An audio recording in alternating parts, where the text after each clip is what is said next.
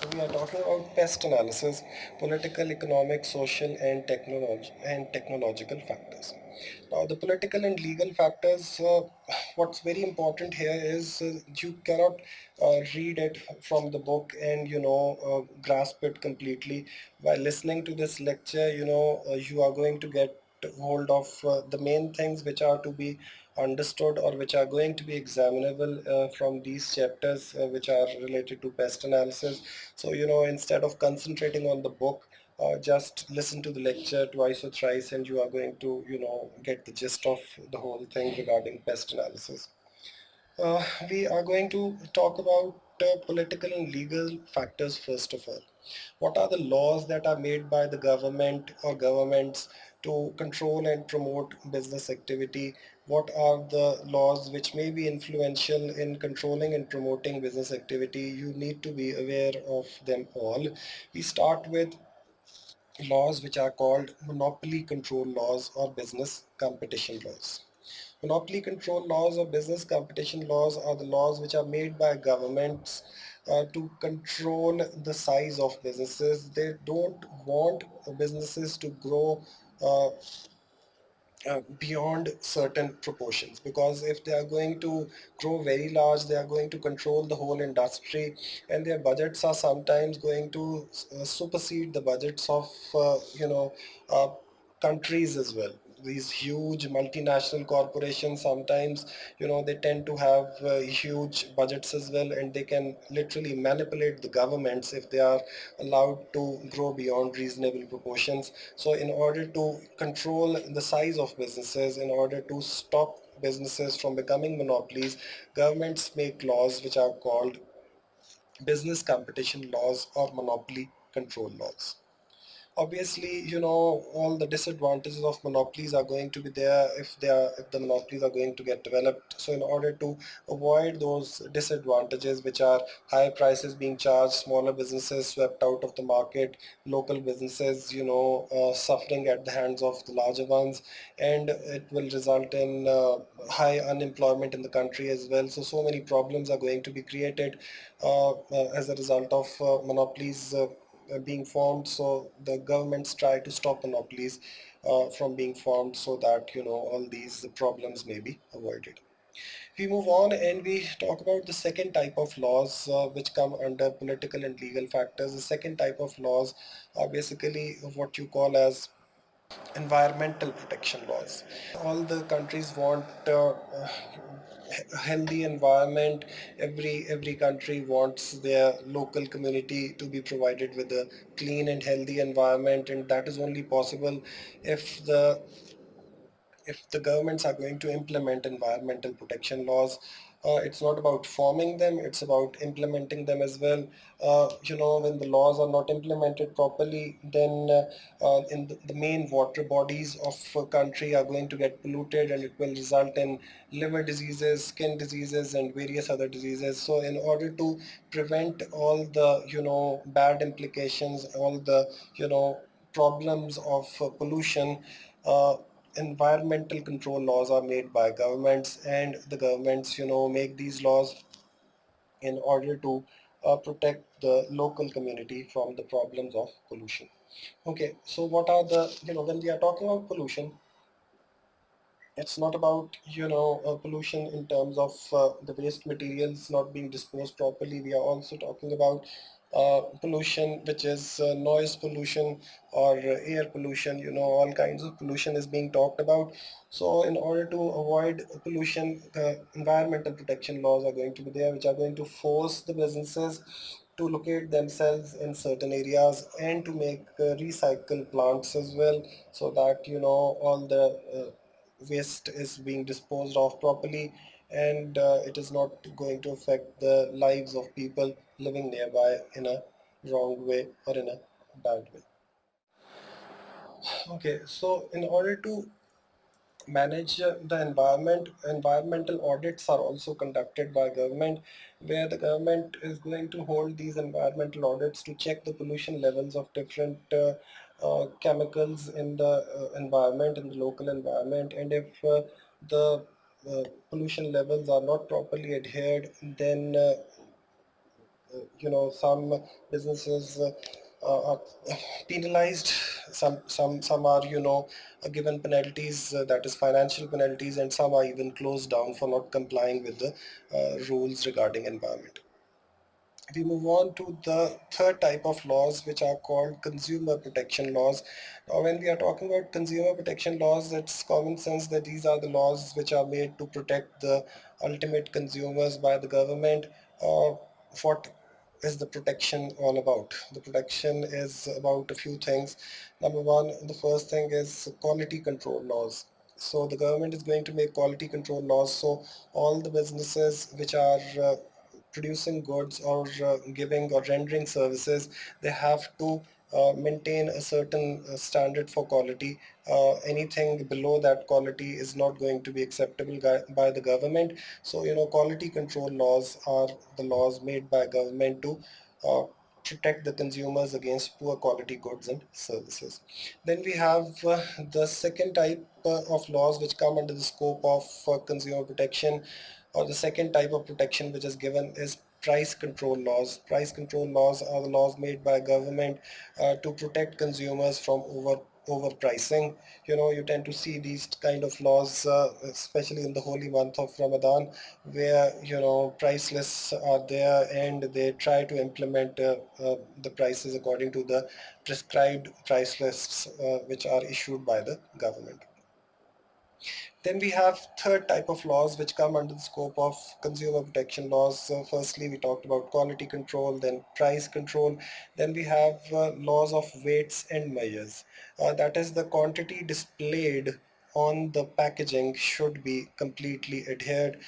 We are supposed to, if it's a 1 liter bottle, then 1 liter liquid should be inside it as well. If it's written on the packaging that 1 kg material is supposed to be inside the packet, then the packet should contain that much material. So these are what you call as uh, laws of weights and measures. And then again, sometimes laws are there against false advertising to protect the consumers from false uh, advertising that is taking place from the suppliers of goods and services. The fourth type of laws which come under the scope of political and legal factors are what you call as employment protection laws.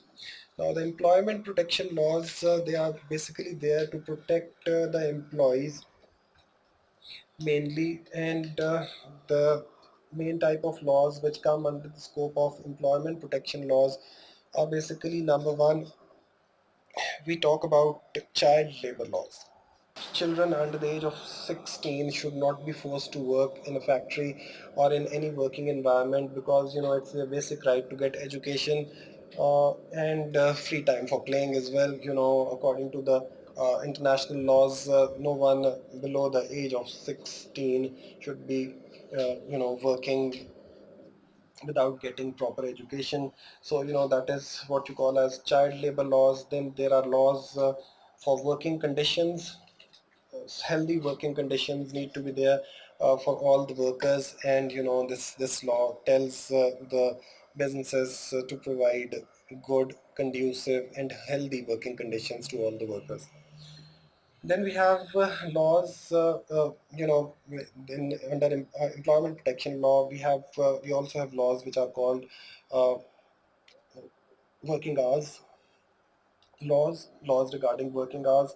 No one, according to international law, no one should be forced to work beyond 40 hours a week or 160 hours per month. So these are the laws regarding, the working hours.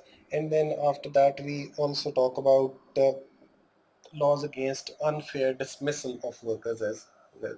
So, when we are talking about this last umbrella of laws, which is what you call as employment protection laws, we talk about child labor laws and unfair dismissal and working conditions and working hours, uh, all these type of laws. And another one, which is minimum wage legislation. Every worker should be paid a minimum amount which is set for the permanent workers. All these laws are supposed to be followed or adhered. When we are talking about PEST analysis, and the P of PEST analysis is basically political and legal factors, and we just finished the political and legal factors coming under the scope of the P of PEST analysis. After that, we talk about economic factors. Now, when we are talking about the economic factors, we are talking about macroeconomic indicators, or basically two different macroeconomic policies which come under the scope of economic factors. The two macroeconomic policies are basically fiscal policy and monetary policy. Fiscal policy deals with the government spending and taxation, whereas monetary policy deals with the interest rates and supply of money. Now, when we are talking about government spending, government needs to decide that what are the different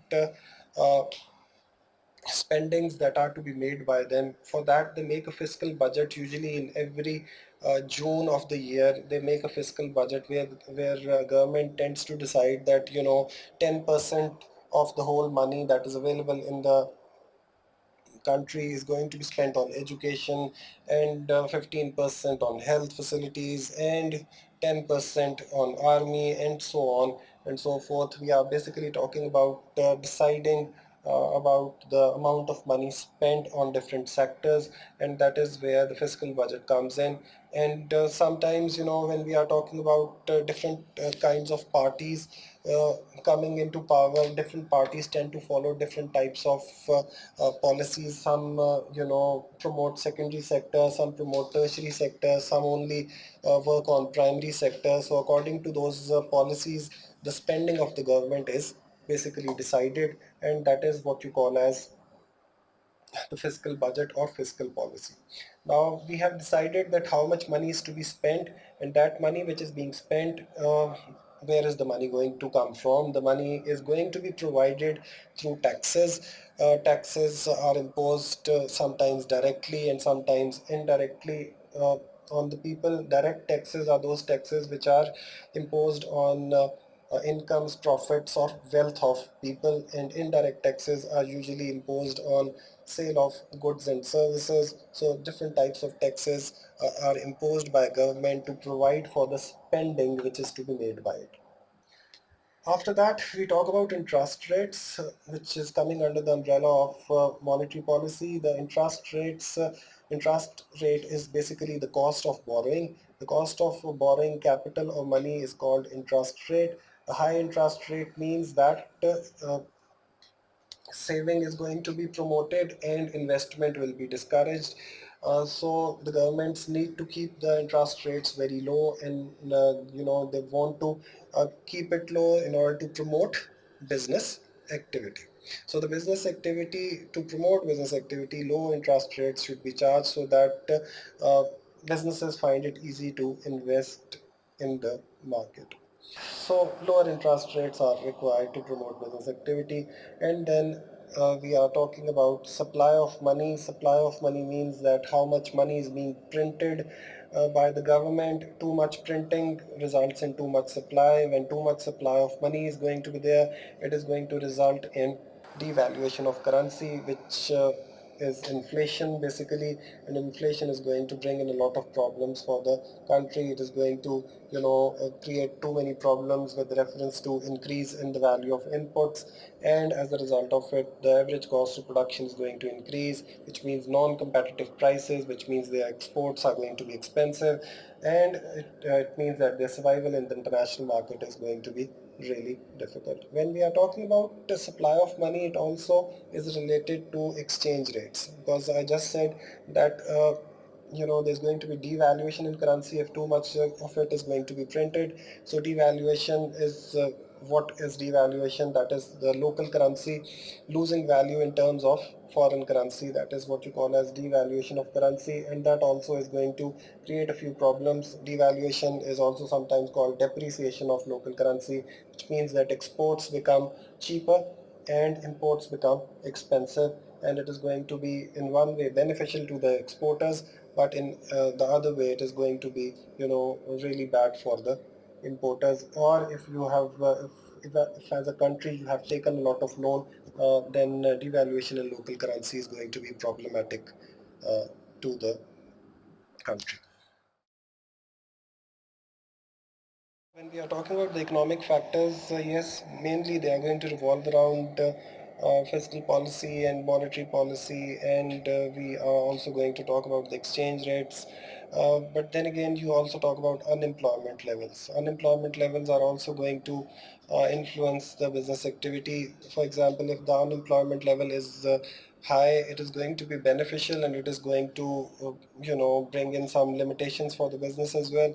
The benefit is that the labor is going to be cheaper as a result of higher unemployment, but when higher unemployment is there, it is also going to result in lower demand in the market, because the standard of living or income level of general masses is going to be low in that case. Then again, when we are talking about this, we are also talking about inflation.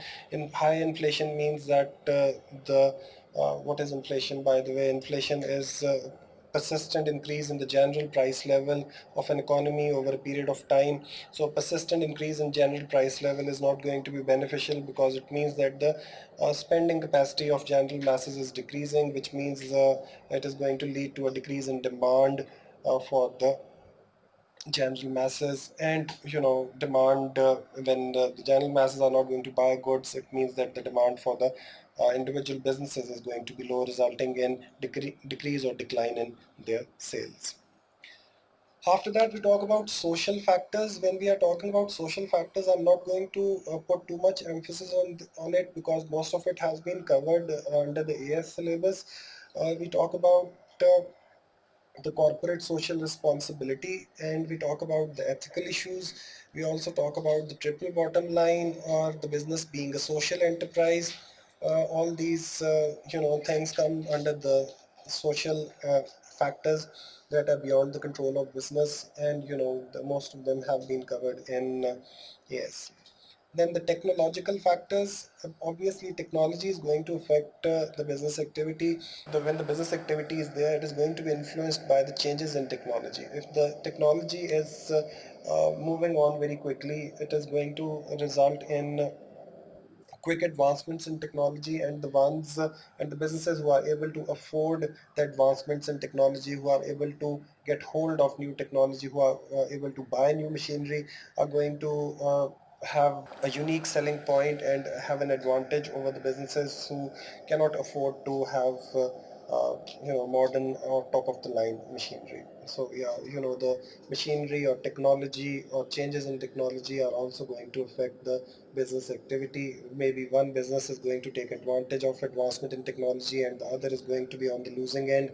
So the technological factors are also going to affect the business activity. This is where the first unit ends.